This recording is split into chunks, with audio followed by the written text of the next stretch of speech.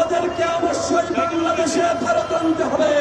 ওই ভারতীয় আধিপত্যবাদী শক্তির বিরুদ্ধে সংগঠিত করছিল আওয়ামী ফ্যাসিবাদের বিরুদ্ধে এদেশের জনগণকে সংগঠিত করছিল। এটি বুঝতে পেরে এই বিপ্লবী সন্তান, সময়ের সাহসিক সন্তান উসমান হাদী ভাইকে এভাবে পরিকল্পিতভাবে হত্যার উদ্দেশ্যে গুলি করা হয়।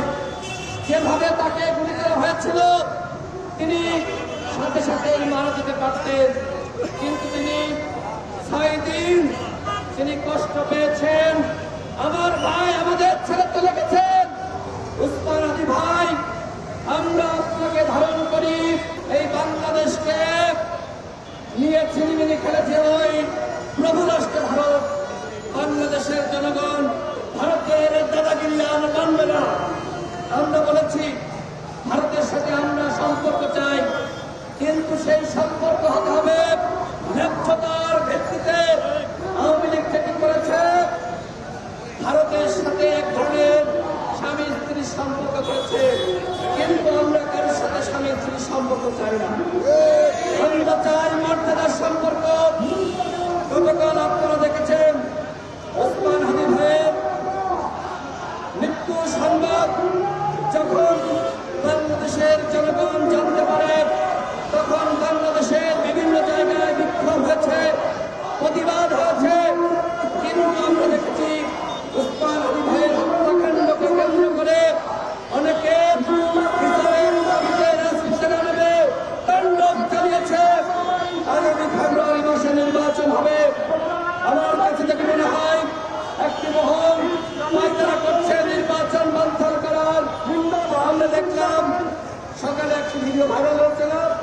উসমান হাদী ভাই তিনি মববাসদের বিরুদ্ধে বলেছেন, তিনি বলেছেন যে ওই প্রথম আলো অফিসের সামনে কেনা যায়, আমরা তো এটাকে সমর্থন করতে পারি না। এই বক্তব্য উসমান হাদী ভাই দিয়েছেন। অর্থাৎ যারা তার চেতনাকে ধারণ করেন তারা কোনোভাবে প্রথম আলো রেজিস্ট্রারের অফিসে হামলা করতে পারে না। আমরা মনে করি বিপ্লবী ছাত্র জনতায় হামলা করে নয়, এই হামলা করেছে দুর্বৃত্তরা, যারা নির্বাচন বানচাল চায়। বাংলাদেশ এগিয়ে যাক, যারা এটি সহ্য করতে পারে না তারা চক্রান্ত শুরু করেছে। আমরা মনে করি এই হামলার দায় বিপ্লবী ছাত্র জনতাকে দেওয়া যাবে না। দুর্বৃত্তরাই হামলা করেছে। উসমান হাদী ভাই আমাদেরকে নিয়মতান্ত্রিক আন্দোলন শিখিয়েছেন। তিনি নিজে এর আগে যখন প্রথম আলোর অফিসের সামনে কতিপয় ব্যক্তিরা সেখানে গিয়েছিল হামলা করার উদ্দেশ্যে, এরপরে তিনি প্রতিবাদ করেছেন। অর্থাৎ উসমান হাদী ভাই সবসময় এই মবসের বিরুদ্ধে ছিল। আমরা প্রতিবাদ করছি না, এখানে আমরা হাঙ্গামা করছি। আমরা বিচার চাই এবং বিচার হতে হবে। ওই খুনিরা ভারতে পালিয়ে গেছে, ওদেরকে অবশ্যই বাংলাদেশে ফেরত আনতে হবে। যদি ওদেরকে এই সরকার ফেরত আনতে না পারে, এই স্বরাষ্ট্র প্রদেশ থেকে আমরা চেয়ারে রাখবো না।